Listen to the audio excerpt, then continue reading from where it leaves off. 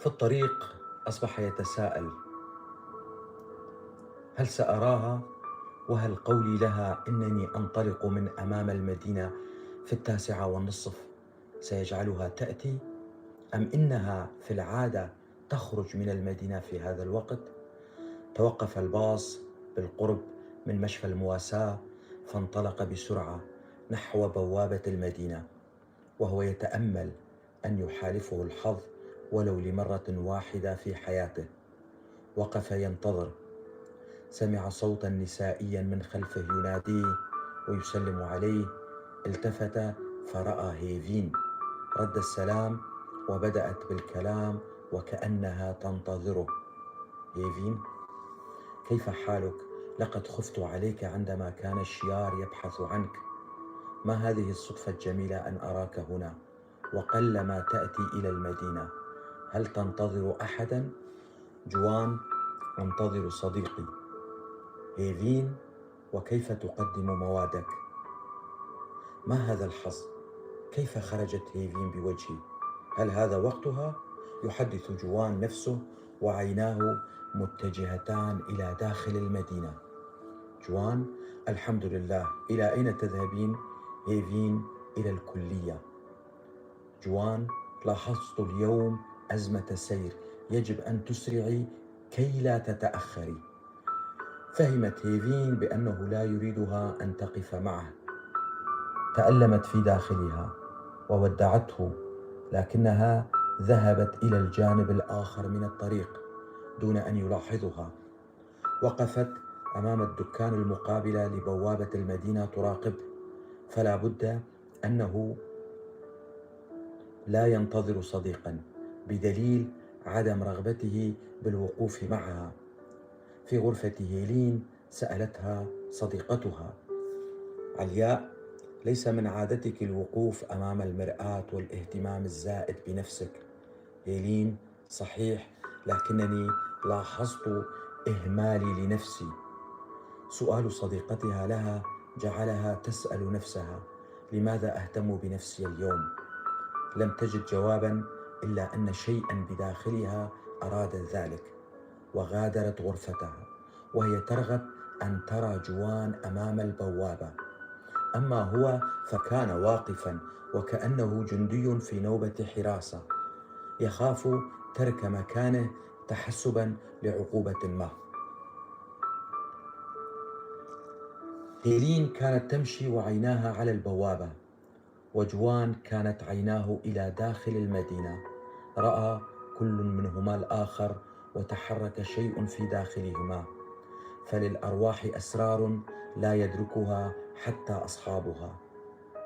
لاحظ جوان تغيرا لدى هيلين عندما اقتربت منه، فأنوثتها اليوم طافحة، شعرها مجدول كالسنابل، وهي تبدو كقوس قزح بعد توقف المطر. وقفت وسلمت عليه، حتى سلامها اليوم حنون، ليس كالبارحة حيث كان جافا. خدودها متوردة كشقائق النعمان التي تنمو على تلال قريته. رد جوان السلام وقلبه بين ضروعه يفرح ويرقص. هيلين: هل نذهب؟ جوان: نعم، فلنذهب. جاءت لأجلي، أنا متأكد من ذلك، لأنها جاءت في 9:30 تماما، وأنا أخبرتها أنني في هذه الساعة أنطلق من هنا، ولكنها لا تدري بأنها لو جاءت بعد الظهر أو حتى في المساء لرأتني هنا. على الجانب الآخر من الطريق كانت هناك عينان مليئتان بالانكسار تراقبهما، فقد حدث ما توقعته هيفين، فجوان لم يكن ينتظر صديقه، كانت تمشي خلفهما وقلبها ينزف حزنا وغضبا، وقدماها بالكاد تحملانها، ولكن جرحها حولها إلى بركان ثائر، وهي كانت تمني النفس بأنه سيحبها وسيكونان توأمين جميلين. فمن أين خرجت هيلين هذه؟ وها هي تضحك وتمشي معه، ولم يرها أحد قبل ذلك تمشي مع شاب. ثم إن هيلين تكبره سنا، فكيف يحبها؟ ولكن ربما لا توجد بينهما علاقة حب، ربما كانت صداقة عادية. لا، فقلب المرأة طريقها وشعلتها، فهيفين متأكدة بأنهما ليسا صديقين عاديين، فانسجامهما انسجام العشاق. أفكار كثيرة تأخذ هيفين وتجلبها. هي الآن مجروحة ملدوغة، لا أحد يستطيع توقع ردة فعل امرأة ملدوغة في قلبها. في الجانب الآخر جوان وهيلين منتشيان باللقاء، يتحدثان عن الدراسة والكلية والطلاب، ولم يشعرا بنفسيهما إلى أن وصلا باب الكلية. جوان: هل نلتقي غدا؟ هيلين: غدا لدي دراسة. ثم: أليس لديك مادة؟ جوان: نعم، لقد نسيت. هيلين: إذن دعها لوقت آخر عن إذنك. جوان: إلى اللقاء. على سطح غرفته قبل المغيب جلس يحتسي الشاي ويدخن، عيونه على مقبرة الشيخ خالد التي تتراءى له من تحت غرفته.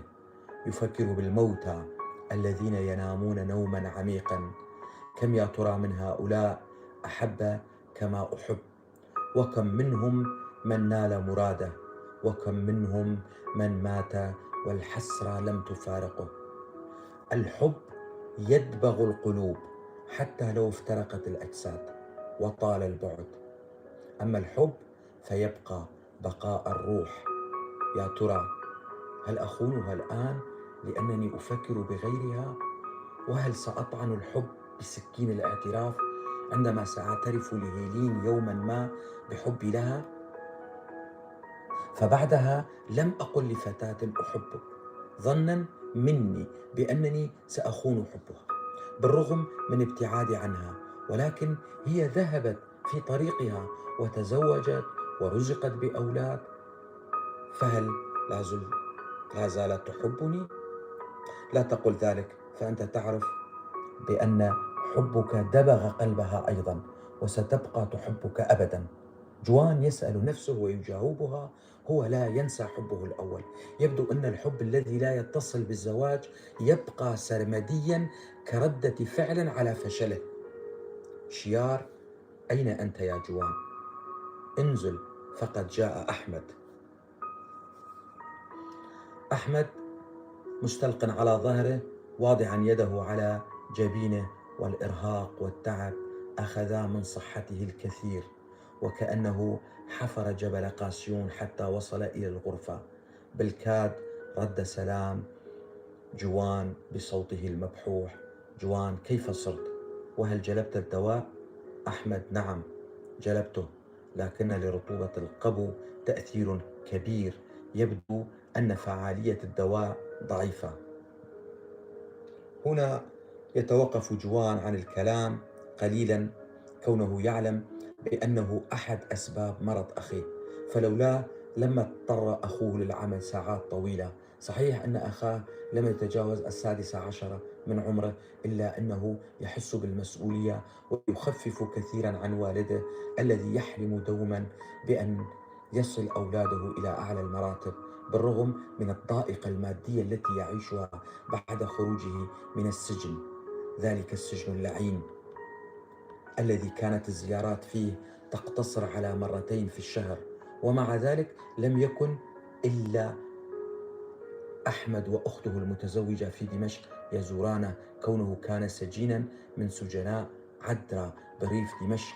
أما بقية العائلة فلم تكن لتزوره إلا مرة كل عدة أشهر، فوضعهم المادي لم يكن يسمح بذلك، ومعظمهم طلاب المدرسة وصغار، فحسن وهو كبيرهم كان في الصف 12 حينها. جوان: لم يبقى للامتحان إلا أيام قليلة يا أخي، وسأعود إلى القرية وسأبقى فترة طويلة، لذلك لا تضغط على نفسك في العمل، ونم الآن قليلا كي ترتاح. أحمد: إن شاء الله.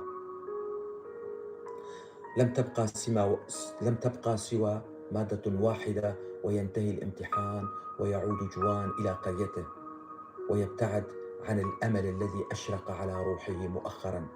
فالوضع المادي للمرء يؤثر على كل حياته حتى على حبه، ويضعه في سجن ضمن السجن ضمن بؤس.